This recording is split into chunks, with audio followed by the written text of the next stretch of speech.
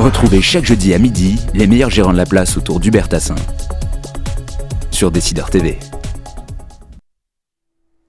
Les décideurs de la gestion s'engagent, vous en avez l'habitude, c'est l'émission qui complète les décideurs de la gestion, l'analyse, qui est consultable sur le même site, sur le lien voisin.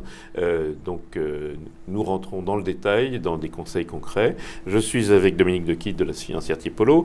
Et donc Dominique, première chose, on va regarder un tout petit peu les conseils qui sont donnés dans cette émission, par vous ou par d'autres, depuis quelques mois. Et j'ai retenu... un top et deux flops, comme on dit dans les journaux.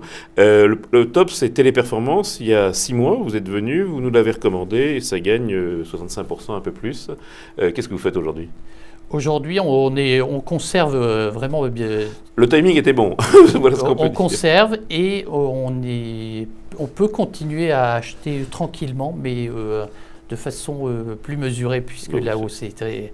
Mais les perspectives données par la société pour 2013 sont excellentes. Le management est assez prudent pour permettre la réalisation et la valorisation reste tout à fait acceptable.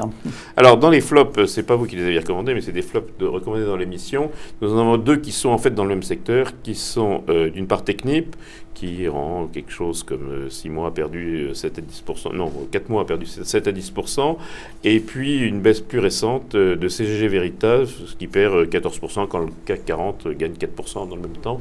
Qu'est-ce que vous pensez de ces 2 titres ? Alors, ces 2 services pétroliers, c'est un peu l'effet Saipem, puisque l'énorme avertissement sur les résultats de Saipem a eu un impact sur tout le secteur. Aujourd'hui, CGG est sous-évalué, c'est très clair. L'opération Fugro est une bonne opération pour le groupe parce qu'elle stabilise une partie du chiffre d'affaires et l'activité est plutôt bonne sur 2013-2014 a priori. On peut tenter un retour. Ouais. Bien, alors vos conseils de la semaine, Dominique, un achat fort.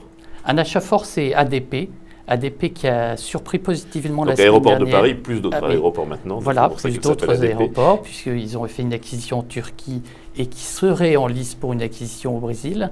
Mais pourquoi on achète ADP ? Parce que d'abord, le nouveau management est arrivé et a donné des échéances très claires, à la fois sur l'activité régulée, qui est l'activité plutôt de service de l'aéroport, décollage, atterrissage des avions, et avec une réduction de baisse des coûts programmés et une meilleure gestion de cette activité.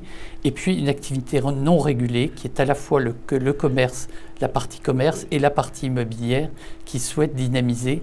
Donc c'est un centre commercial de très haut de gamme. Hein. C'est le rêve du centre commercial. Et aujourd'hui, le chiffre d'affaires par passager est de l'ordre de 16 €.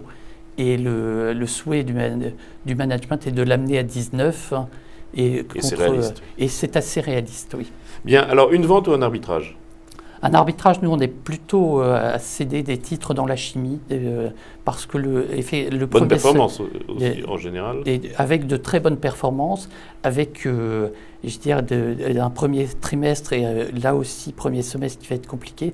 Donc, on est plutôt vendeur d'Arkema parce que le groupe aujourd'hui s'est très, très bien revalorisé, en fait. Et alors, un joker ? Un joker, nous, on est acheteurs de Bourbon. Alors, pourquoi Bourbon ? Parce que l'annonce faite la semaine dernière du changement de stratégie, changement partiel, parce que le plan d'investissement 2015 se poursuit, et la société a décidé de vendre pour 2,5 milliards d'actifs et de conserver ces actifs en location. Donc la volonté est de réduire l'endettement, puisque c'était un des éléments qui freinait la valorisation du titre.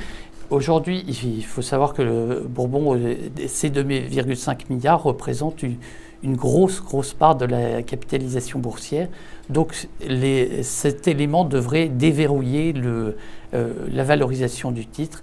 Et de surcroît, on voit que l'activité à la fois des crew-boats, donc du transport de passagers vers les plateformes pétrolières, et l'activité des bateaux de Bourbon qui sont très spécialisés, aussi bien dans l'inspection des fonds marins que dans le management des plateformes est extrêmement bien orienté, avec des prix qui continuent à augmenter. Et la valorisation de la société, elle est de quel niveau ou quel est votre objectif de cours? Nous, on a un objectif de cours qui est 50, voire 50% supérieur.